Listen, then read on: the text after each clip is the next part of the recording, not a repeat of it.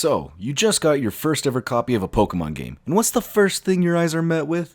Trauma. The Pokemon, of course. On the cover of each installment of a Pokemon game, it has been tradition to show the legendary of that generation on the front cover. For a while, it was used as a means to give reason as to why you and your friends should talk more. However, over time, fans have turned it into a war-riddled battlefield, fighting over who got the better color, or letter, or rock.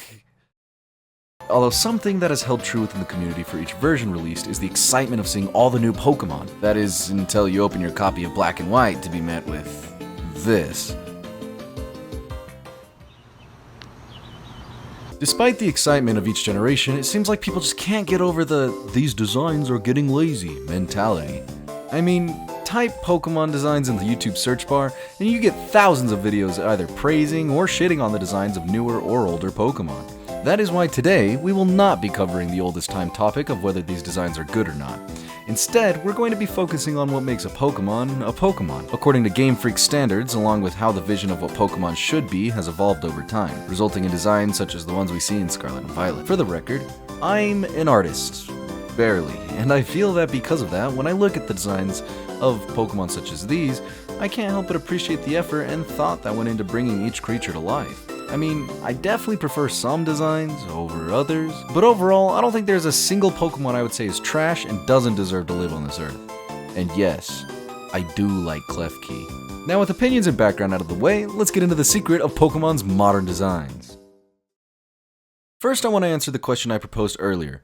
You know, the whole what makes a Pokemon sort of thing. And so in order to answer that question, I looked to none other than the man himself, Junichi Masuda. In case you didn't know, this man has helped produce every score for every mainline Pokemon game to date, and has been director or co-director of every mainline game since Pokemon Crystal. Anyway, in his interview with Game Informer, Masuda first makes it a point that Pokemon design ideas come from every facet of the office. Sometimes they come from the mechanic developers, because they want a new move to be added that doesn't suit any existing mons. Sometimes the writing staff will want to hit a certain story beat that needs a new Pokemon. Or sometimes it's something as simple as an artist requesting to make a Pokemon based off an animal that has yet to be done before. However, in the end, the pitched ideas all come together during a board meeting in which the developers will pick and choose what they like and dislike. And surprisingly enough, Pokemon designs don't really get turned down all that often, according to Masuda.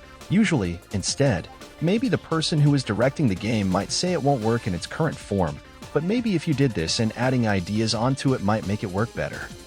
Thus, it's never really a problem of will it or won't it, but more so can it. You see, according to Masuda, a Pokemon design is entirely based on the idea of what the creature itself would do in the world of Pokemon.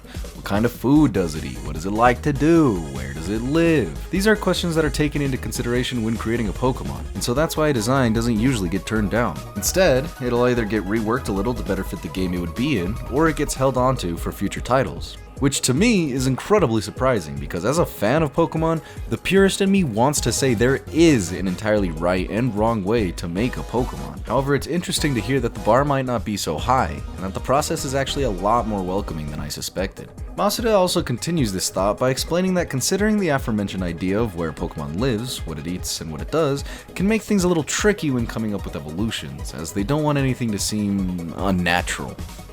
One thing that happens a lot, well, not a lot, but happens sometimes, is that you start out with a cat, and when it evolves, one easy idea is to say, okay, now there's more heads. We always want to make sure we think, why does that happen? And when it evolves, why does it have 3 heads? So that's just something we're always trying to think of. What's the reason for what changes and how it looks? I guess the answer is anything really can be a Pokemon, at least in terms of the creature and why it exists. As long as it has reason to be and complements the environment of the world it's being placed in, then it can be a Pokemon. That felt a lot deeper than it needed to be. What were we talking about again? Now sure, the process of what makes a Pokemon can be pretty open-ended, and only when it gets down to the details can it get tricky. However, what about the art motifs we've seen in newer Pokemon, such as more rounded eyes or use of more simplistic shapes?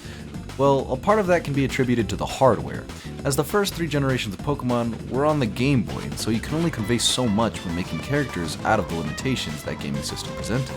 With the introduction of Gen 3, we were finally in an era of 32-bit games, where definition was more achievable than ever before, and if I was a betting man, I'd say that's why in the jump from Gen 2 to Gen 3, you can already see a remarkable difference in the amount of rounded-eye Pokemon versus angular-eyed Pokemon, for instance. and even more so when you compare the designs for Black and White to those of Gen 2 and Gen 1. It's definitely conscious of the evolving design, but some of the reason behind that, for example, is in the beginning. The Game Boy had a really limited palette and a very small amount of pixels to express the designs. It was hard to make circles, so that was one reason a lot of them had a similar look. As the technology evolved, we had more options for expression with different shapes and more variety. So I think we've focused on trying to have a lot of variety in the eyes, for example. I think Masuda raises a good point here that not many people stop to consider. These are artists designing all kinds of creatures, and so it's only natural that they'd want to try something new with each game. I mean, excluding the fact that a lot of the staff has changed over the years. I also think it's interesting that Masuda himself says that they wanted variety, as Jamie Turner, the art director of Sword and Shield, explained in an interview with Game Informer, that the difficulty when designing a Pokémon wasn't necessarily trying to match a certain style, as Pokémon had a wide variety of styles already, but more so to keep the concept of a Pokémon true within your design. An example that Jamie used was Buzzwole, as that is a Pokémon he designed to look very menacing and powerful. However, despite its outward appearance, Buzzwole has a very flashy personality, almost to the point where it comes off as a poser with false bravado, thus maintaining the notion of it potentially being a friend, which in Jamie's eyes is the key to crafting a good Pokémon design, and seems to go right along with Masuda's idea of focusing on what a Pokémon likes to do, eat, or act like. Honestly, I think the answer for what makes a Pokémon lies in what Jamie said, being able to create a design that makes you potentially want to be friends with the thing. Hence why I think designs like Klefki or Chimecho exist.